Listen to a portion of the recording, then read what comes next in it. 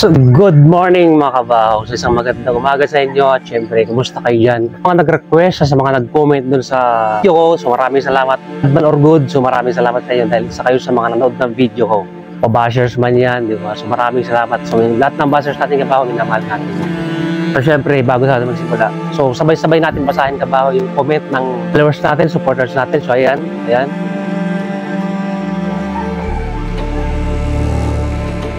So, di ba? Napakaganda ng comment niya. So, at syempre, yung mga bashers natin, bigyan natin ng pansin yan kasi sila yung mga babalance ng mga video natin. Kung wala sila kabahaw, walang kwenta yung video natin. Kung mag-balance talaga yan. So, mabasa nyo. So, ang sabi niya kabahaw, taga saan daw ako. So, ibigay ko yung address sa kanya para puntahan niya ako para mag-sparring daw kami. Meron pa isa kabahaw yan. So, subukan ko daw. So, kaya ko ba daw ilagan yung bala ng shotgun? Wow. Galing. So, natatawa na lang ako sa mga comment ng mga bashers natin. Siyempre. Thank you dahil isa kayo sa mga nanonood ng video ko. Kasi hindi naman ako ganun kailan para tablan doon sa mga pinagsasabi nyo. Nagkapasalamat pa rin ako sa inyo dahil isa kayo sa mga viewers ko. Doon muna tayo sa kung kaya ko ba daw ilagan yung bala ng shotgun. Ang dami nun, hindi mo mailagan talaga yun. Kasi ang shotgun, maraming klase na kanyan May 12 gauge, may single slug, di ba? Meron pang bird shot. So marami sang klase kabahaw, di ba? 20 GA, di ba? May 12 GA yan. So maraming klase. So, masasabi ko lang, kung wala kang alam sa baril, hindi ka familiar dun sa gun safety, di ba? Kasi ako, hindi naman sa pag-training ako ng PSPC, medyo may konting alam tayo tungkol sa baril. So, hindi lang sa pagpapaputok at syempre, dapat maging responsable tayong owner ng baril. So, lahat po yan napagdaanan ko. So, napag-trainingan ko po yan. At syempre, number 1 yung disiplina at saka gun safety. Diba? Kaya kung hindi mo alam yung disiplina at saka gun safety, huwag ka na mag-commit tungkol sa baril. Kasi alam ko naman na kulang ka pa sa alam tungkol sa baril. Kung gusto yung mapanood yung mga previous video ko tungkol sa baril, mayroon po dyan nung nagpa-firing ako. So makikita nyo po dyan. So syempre, ang napakaganda mong comment. So sasagutin natin yan ng magandang sagot din. Noong una kabahaw, kumasabi ko lang sa iyo, sir, kahit anong kasi ng baril, kahit gaano pa kalakas yan, mapa-pistol man yan, mapa-high power man yan, kahit machine gun yan kabahaw, kayang-kaya ko ilagay niyan. Diba? So alam niyo kung bakit? Unang-una, tulad ko, nag-share ng mga tutorial tungkol sa martial arts. Siyempre, bilang isang magandang ehemplo sa mga viewers ko, gusto kong hatid sa kanila, iparamdam sa kanila na hindi lang tayo puro bigay ng mga technique, mga basic, di ba? So, ibahagi din natin sa kanila kung paano makipagtapwa, kung paano magpakumbaba, di ba? Kung paano maging isang disiplinado, di ba? Kasi kahit anong galing mo sa martial arts kabahaw, kahit anong husay mo, kung ikaw ay siraulo, kung hindi mo kayang dalhin, ginagamit mo sama-sama, di ba? So walang kwenta. So ang pinupunto ko rito kabahaw, yung pagiging isang mabuting halimbawa sa inyo, sa mga viewers natin, siyempre. Kaya kung hindi mo naintindihan yung sinasabi mo, wala kang magagawa doon. Ito ipapaliwanag ko nang madagdagan niyang kaalaman mo. Kasi pag nag-training ka ng baril kabahaw, ang unang-unang tinuturo dyan yung gun safety, di ba? Hindi ka basta-basta nakahawak ka ng baril, ano ba dapat? Di ba? Laging nakalabas tong finger mo, dapat laging out of the trigger, di ba? So yun, isa yun sa mga paraan na pagiging isang responsable ng may-ari ng baril. Laging naka-safety, di ba? Hindi mo basta-basta tututok kung saan, di ba? Ang pangalawa kabahaw, lagi mong iisipin na ang baril, kahit walang bala, so lagi mong iisipin na laging may bala yan. At pwede kang madisgrasya anytime, di ba? So ang pangatlo, once namawak ka ng baril kabahaw, i-chamber mo doon sa safety na lugar, di ba? Ikasa mo, clear mo yung bolt niya, kung may laman ba yan, wala. Para sure ka. Chamber mo ng ilang beses, di ba? Pag nasilip mo na yung loob na walang bala siya, pa-clear mo na, saka mo itutok dun sa safety na lugar sa gilid. Di ba? Isa yun. O, para madagdagan yung kalaman mo, sir, tungkol sa baril.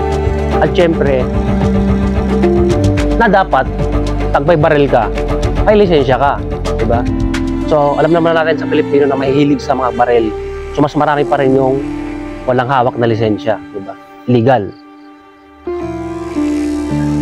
So, syempre, doon na tayo sa sir, katanungan mo kung kaya ko bang ilagan yung bala. Di ba? Isipin natin, 12 na bulitas, kaya mo bang ilagan yan? So, kayo, tatanungin ko, comment nyo kayo sa baba kung kaya nyo ilagay yung 12 na bulitas, di ba?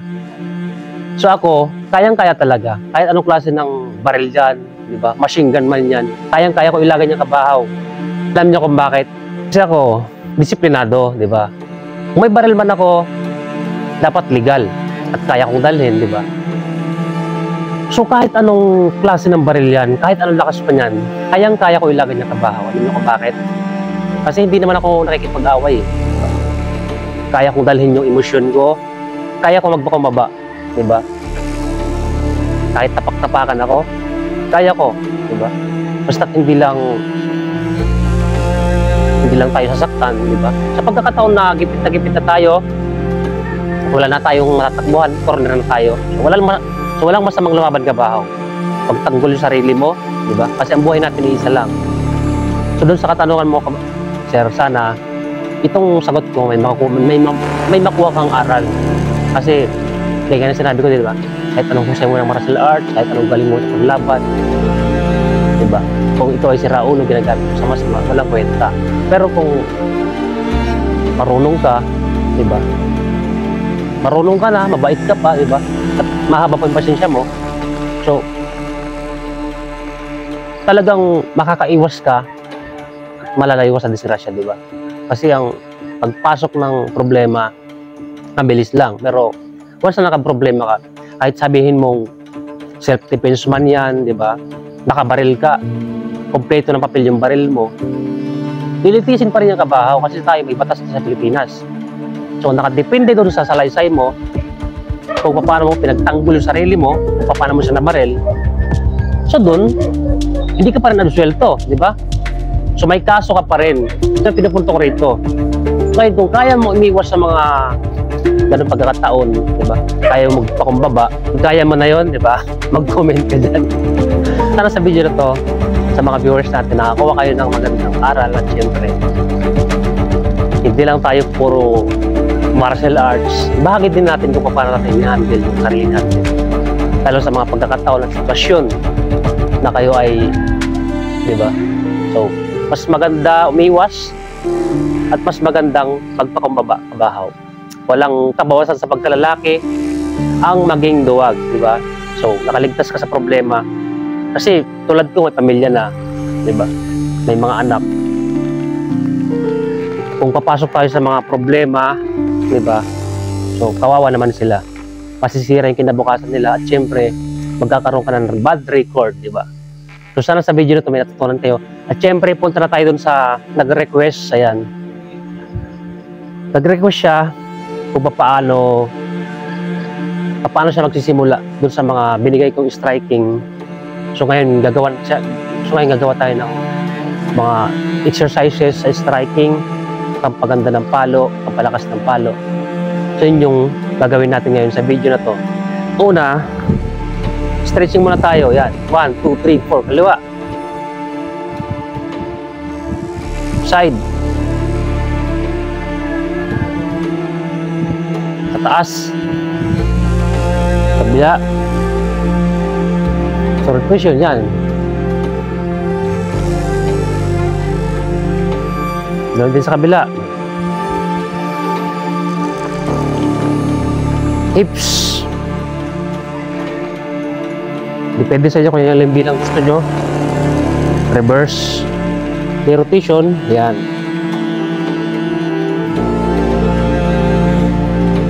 Siyempre, hawak mo yung stick, ilapag dun sa harapan mo.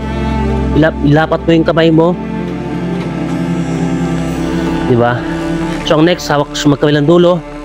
1, 2, 3, 4, na dapat nakatuwid yung paa. Di ba? So, ang next, hawak dito. Yan o. Sa taas yung kaliwa. Ngayon, itaas mo yung kanan.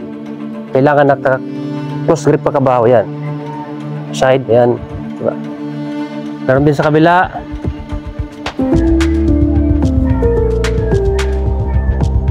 Ang next, ayan. Para mabinat yung muscle natin sa shoulder. Kabila. Ayan. Diba? So, ang next dyan, shoulder rotation. 1, 2, 3, 4. Reverse. Next. Reverse. Diba? Sawak sa dulo. Diba? Ayan. Dito tayo. Ayan. Diba? Lakasan nyo kabahaw. Kabila. Lakasan mo. So, syempre, pagtapos ng stretching na alam nyo, doon na tayo sa striking.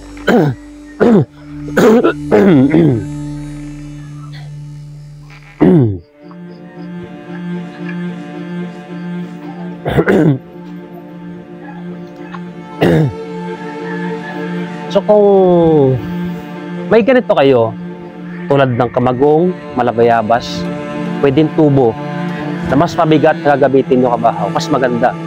Lalo sa mga nagtitraining at nag-exercise.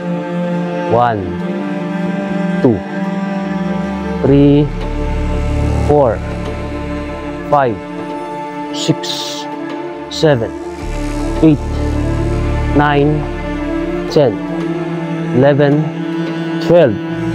Chapter 9, upper strike tayo, diagonal din.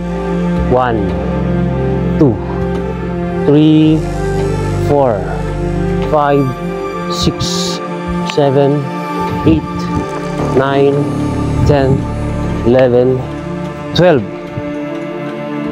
1, 2, 3, 4, 5, 6, 7, 8, 9, 10, 11, 12.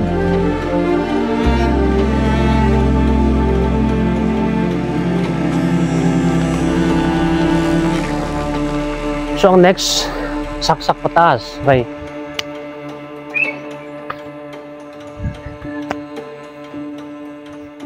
Tanong kung bakit nandito yung kaliwa kong kamay. So, may purpose po nun. Para once na strike ka, sumaksak ka ng malakas, so hindi ka ma-out of balance. So dito, pag nandito yan, nakokontrol siya. Kasi may pagkakataon minsan na papalakas yung strike natin, follow natin. So na dapat, lagi natin nakokontrol yun. Gamit tong kaliwang kamay. So yun po yung purpose nun. Pataas. Pataas. Pataas. Pataas.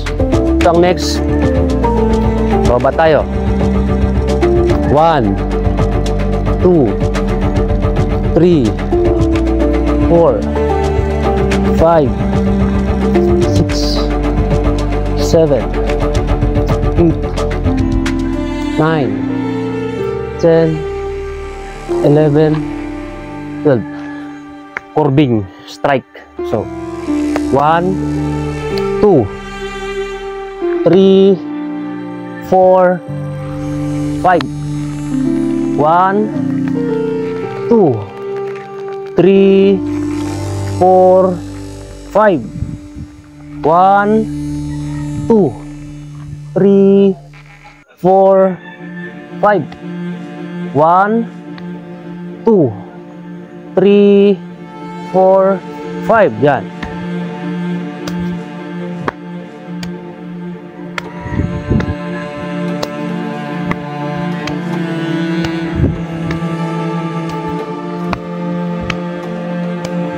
Plancha, diagonal. Plancha, diagonal. Plancha, diagonal. Plancha, diagonal. Plancha, diagonal.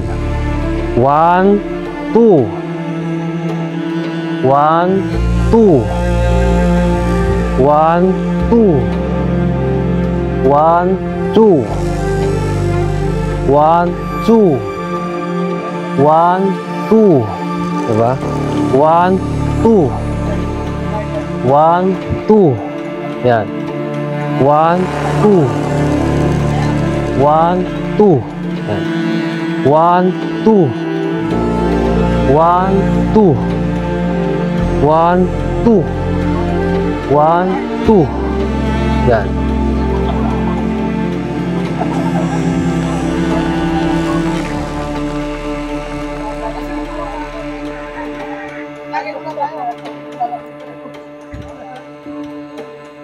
One, two.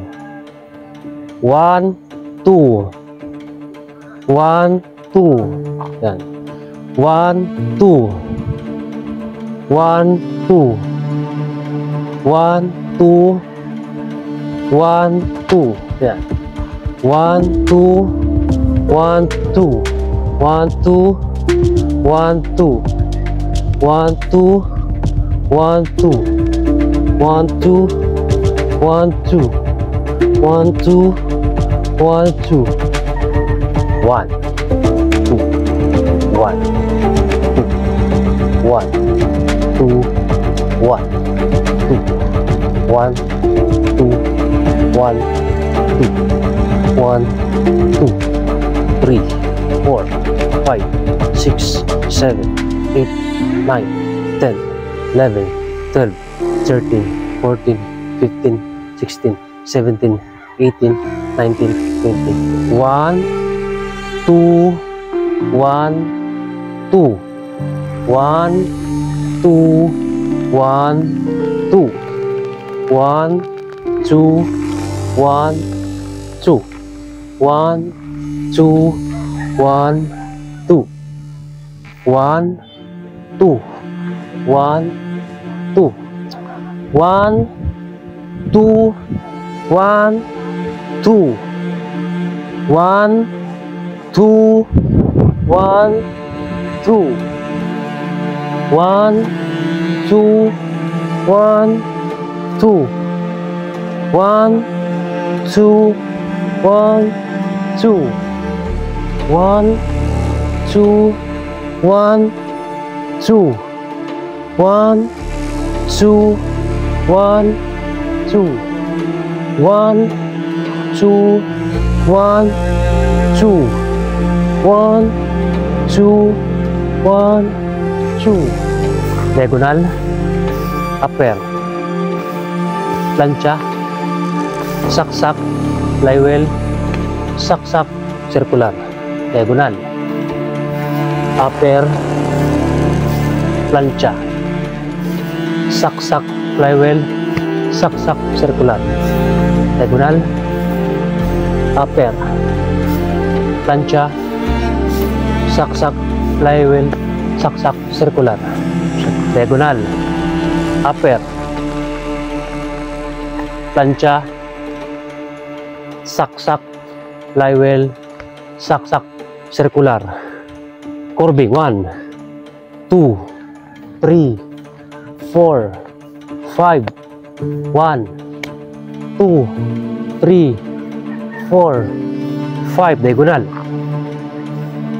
upper, plancha, saksak, flywheel, saksak, circular. Curving 1, 2, 3, 4, 5. 1, 2, 3, 4, 5. Ulit. Diagonal, upper, plancha, saksak, flywheel, saksak, circular. Curving 1, 2, 3, 4, 5. 1, 2, 3, 4, 5.